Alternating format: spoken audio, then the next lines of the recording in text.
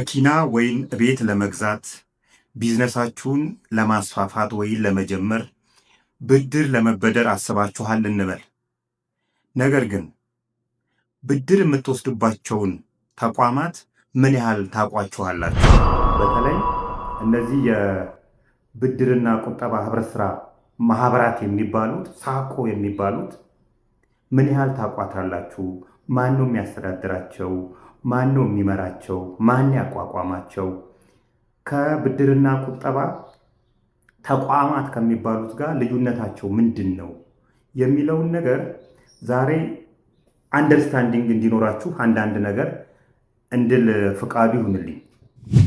የህብረት ስራ ማህበራት የሚባሉትና የብድር ቁጠባ ተቋማት የሚባሉት አመሰራረታቸው የሚያስተዳድራቸውና የሚቆጣጠራቸውን አካል ጭምር የተለያዩ አካላት ናቸው።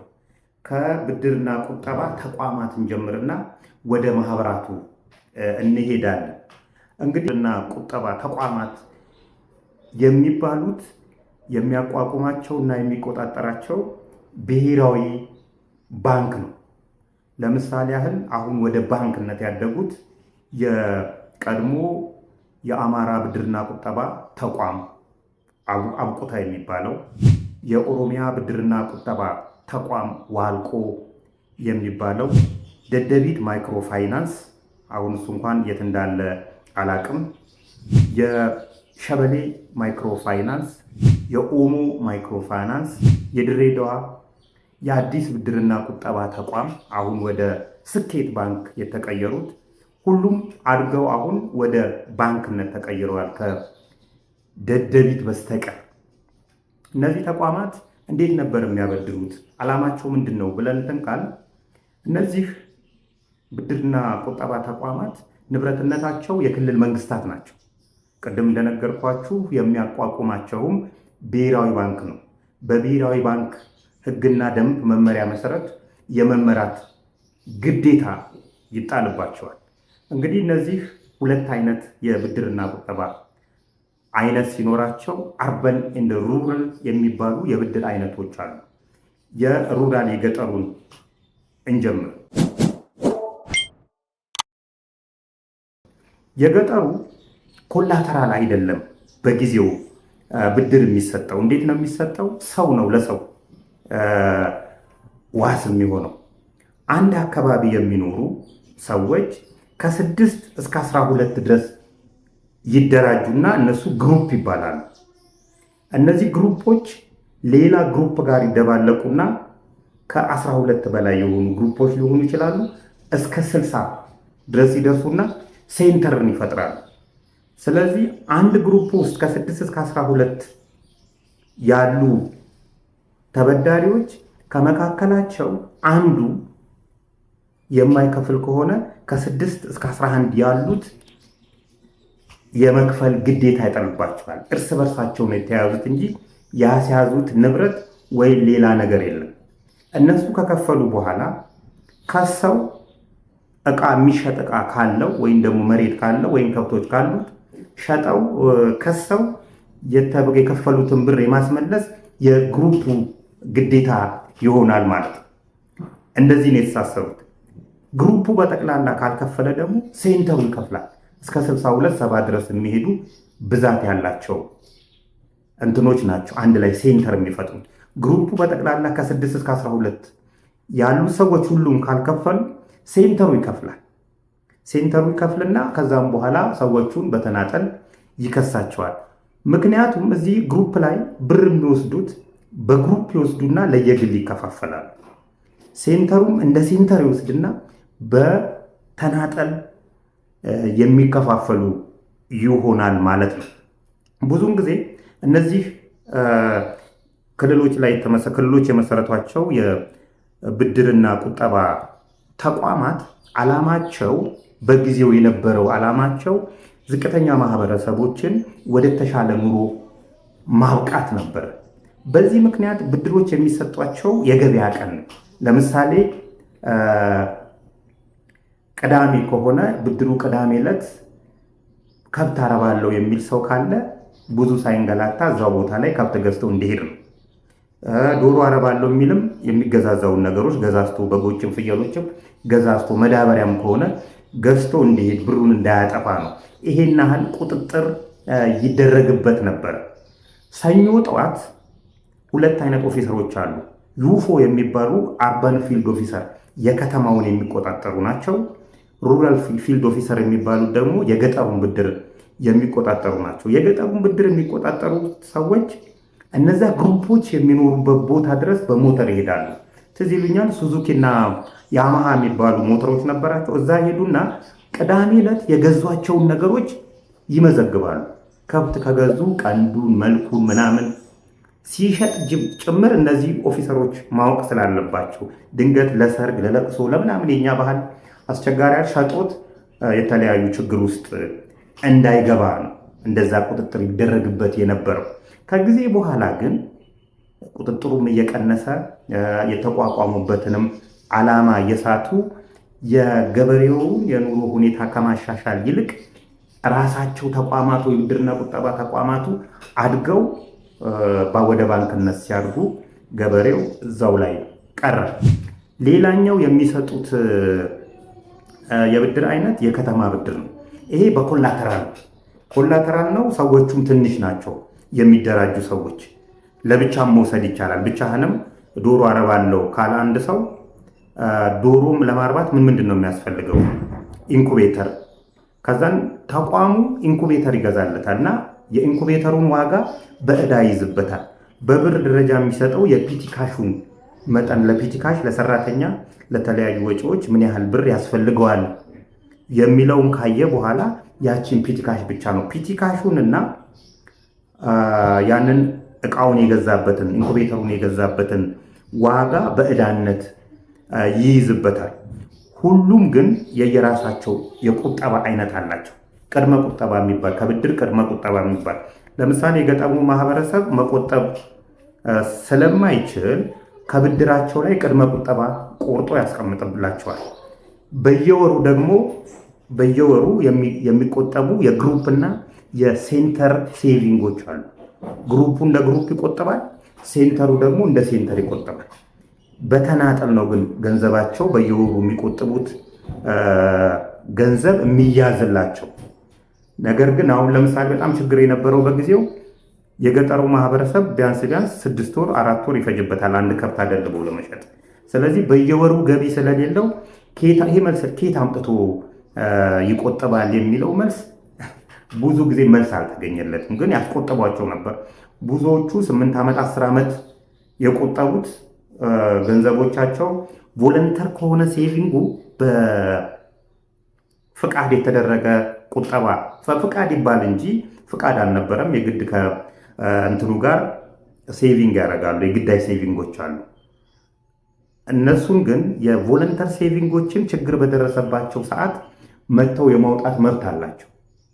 ሌላውን ሴቪንጎች ግን 1 3 4 አይነት ሴቪንጎች አሉ። እነሱ ሴቪንግ ግን ከማህበሩ ስትወጣ ማህበሩ ሲፈቅድልህ ነው ያንን ሴቪንግ ከነወለዱ ብድርህን መክፈል ተረጋግጦ ማህበሩም ይውሰድ ይውጣ ብለው ሲያረጋግጡ፣ ሴንተሩም ግሩፑም ሲያረጋግጡ በእንደዚህ አይነት ሁኔታ ትወጣለህ። የከተማውም በእንደዚህ አይነት ሁኔታ መጨረሻ ላይ ሁለቱም የከተማውም ሆነ የገጠር እንትኖች የተለያዩ ፖለቲካ እየገባበት መጣ። ለምሳሌ መዳበሪያ አልሸጥ ሲለው መንግስት ብሩን ከገበሬዎቹ ላይ የሚበደሩትን ብር እዛው ቁጭ ብሎ ይቀበልና መዳበሪያ ይሰጣቸዋል። ያ መዳበሪያ ሜቢ እህል አልሆን ካለ ሰዎቹ ገበሬዎቹ ብድሩ ላያቸው ላይ ይቀርና ተጠቃሚ ሳይሆኑ ይቀራሉ። እንደዚህ አይነት ነገሮችና የተለያዩ እንዝላልነቶች እየበዙ መጡና ዓላማውን ሳይስት ቀረ። የከተማ ወጣቶችም ብዙ ተደራጅተው ነበር፣ በእንቅስቃሴዎች ነበሩ። ነገር ግን እንትን ሊል አልተቻለም እና አሁን ባንኮቹ በጣም ትላልቅ ባንኮች ሆነዋል። በጊዜው ደደቢት አንደኛ ነበር በፋይናንስ፣ ሁለተኛ አብቆተ ነበር፣ ሶስተኛ ኦሮሚያ ነበረ። ደደቢት ኦልሬዲ የት እንደገባ አይታወቅም። ሌላዎቹ ሁሉም ወደ ባንክ አድገዋል። ገበሬው ግን እዛው ነው ያለው። እነዚህን ተቋማት የሚያቋቁማቸው ብሔራዊ ባንክ ነው።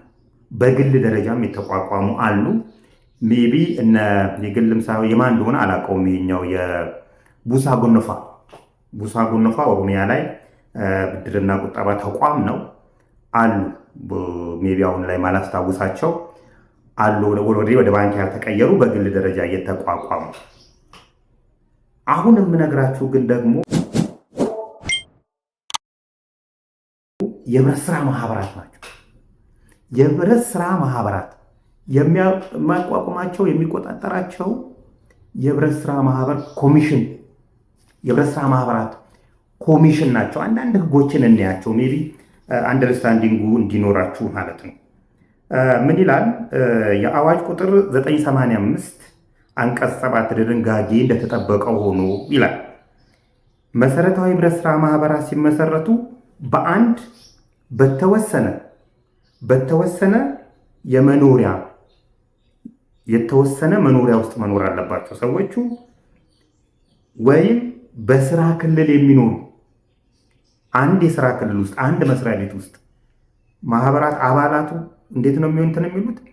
አንድ የስራ ቦታ ይኖራቸዋል። አንድ የስራ ቦታ ወይም ደግሞ አንድ የመኖሪያ ክልል ይኖራቸዋል። ወይም ተመሳሳይ ሙያ ካላቸው እነዚህ ማህበር መፍጠር ይችላሉ ይለናል። እናንተ የህብረት ስራ ማህበራት አሁን ኢሳኮ የሚባሉት ንብረትነታቸው የማን ነው ብላችሁ ነው የምታስቡት? የማንስ ነው የሚመስላችሁ? እነዚህ አካላት እንግዲህ አሁን ላይ የሚመስለን ደግሞ ነውን የሆኑ ግለሰቦች ናቸው። የተወሰኑ ግለሰቦች በማህበር ስም ተደራጅተው እንጂ የተወሰነ የመኖሪያ ክልል የላቸውም። አንድ አይነት ተመሳሳይ የሆነ ሙያ የላቸውም። ወይም ደግሞ በስራ አይደለም የተገናኙት። ይህንን እንትን ለማለት ነው የተቋቋሙት። የአባላት ብዛት እንደየህብረት ስራ ማህበሩ አይነትና አደረጃጀት መነሻ ቁጥር አዋጁን መሰረት ይደራጃል ይላል። ዝቅተኛው 50 ሰው ቁጥራቸው ቁጥራቸው ከ50 በታች ያነሱ የህብረት ስራ ማህበራት የኢኮኖሚ አዋጭነት በጥናት በአባላት ቁጥር መነሻ ሊሻሻል ይችላል። ሆኖም ቁጥራቸው ከምን በታች መሆን የለበትም? ከ10 በታች መሆን የለበትም። የትኛውንም የህብረት ስራ ማህበር ለማቋቋም እኛ ዓላማችን ብድርና ቁጠባው ላይ ስለሆነ ነው ወደ ሌሎቹ የማንሄደው። ቢያንስ 10 መሆን አለባቸው ይላል። ሌላኛው ማንኛውም የህብረት ስራ ማህበር የምርት ወይም የአገልግሎት መስጠት ወይም የምርትና የአገልግሎት መስጠት ተግባራት አጣምሮ የሚያከናውን ሆኖ ሊደራጅ ይገባል። ምርት ወይንም አገልግሎት ወይንም ሁለቱንም አጣምሮ ሊደራጅ ይገባል ይላል። እኛ ዓላማችን ብድርና ቁጠባ ላይ ስለሆነ ብድርና ቁጠባ ደግሞ አገልግሎት ነው የሚሰጡት። ምን አይነት የህብረት ስራ ማህበራት ናቸው? አሁን ኢትዮጵያ ላይ እንግዲህ 3 አይነት የህብረት ስራ ማህበራት ነው ያሉት። ነገር ግን የህብረት ስራ ማህበራት ራሳቸው ኮላቦሬት አድርገው ወደ ፌዴሬሽን እና ወደ ዩኒየኖች መቀየር ይችላሉ። አንደኛው የሸማቾች ኃላፊነቱ የተወሰነ መሰረታዊ ህብረት ስራ ማህበር ነው።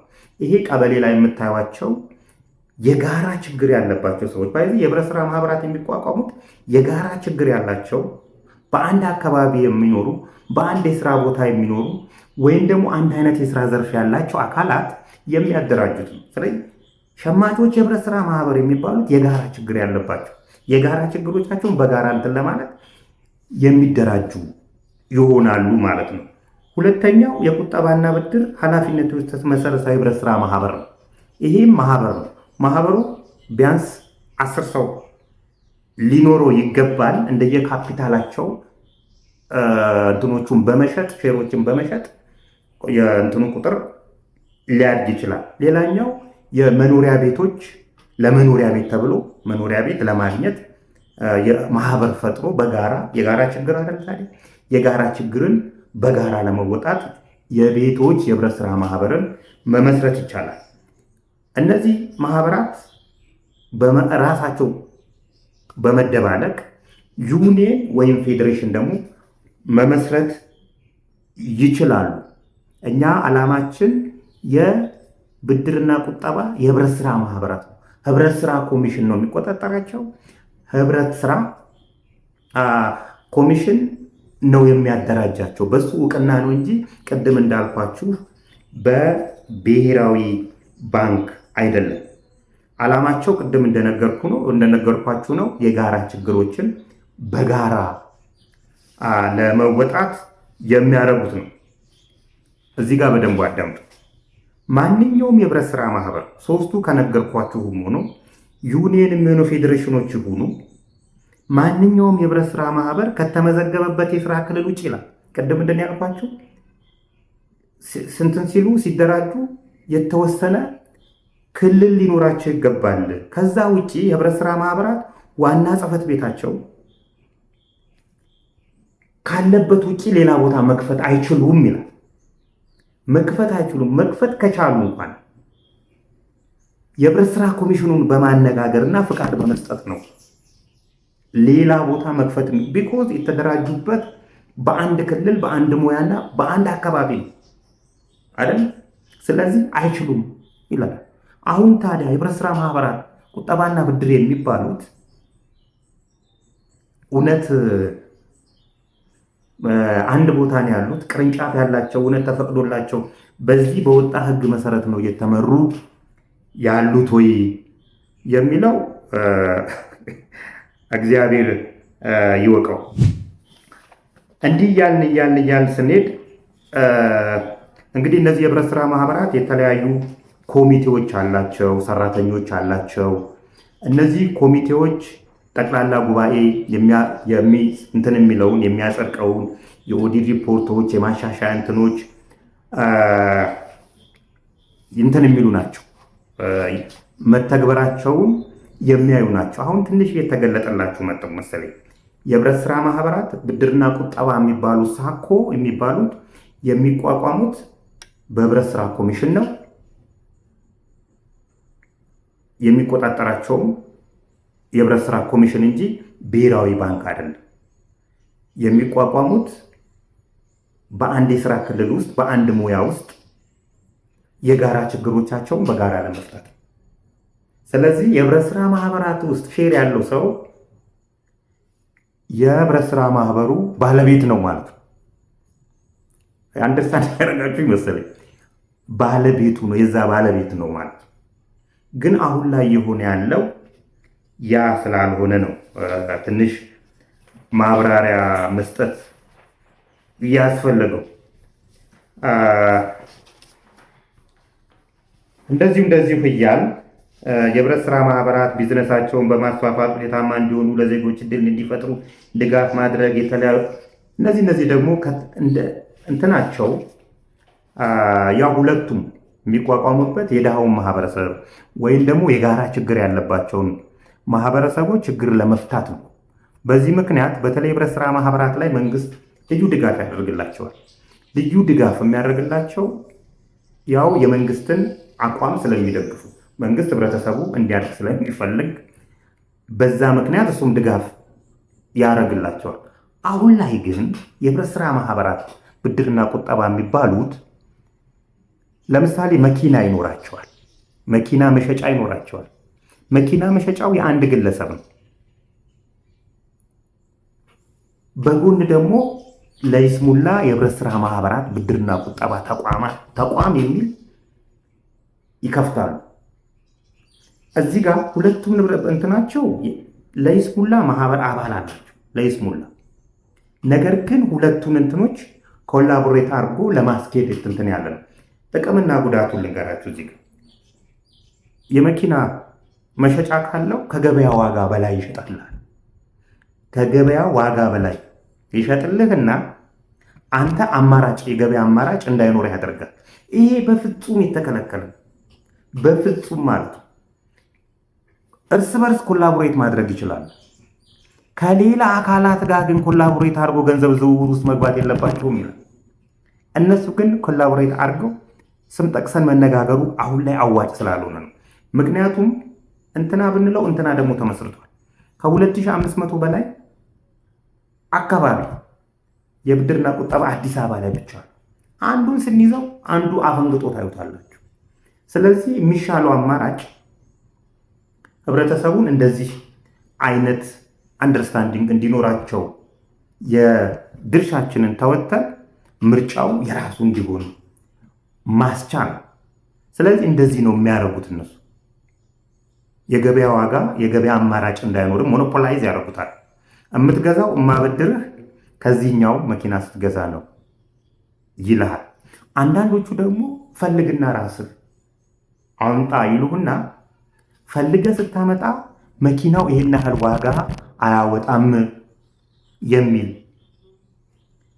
እንትን ያመጡልና ቢሮክራሲውን ያበዙና ብሩ ያቆጠብካት ብር አንተ ላይ እንትን እንድትል ያደርጋሉ። እንደዚህ ያሉት እናያቸዋለን። የሚቀጥለው የህብረት ስራ ማህበራት ምን አይነት ውንብድና እየፈጸሙ ነው ያሉት፣ መንግስት ምን አይነት እርምጃ መውሰድ አለበት፣ የድርሻችንን እናሳውቃለን።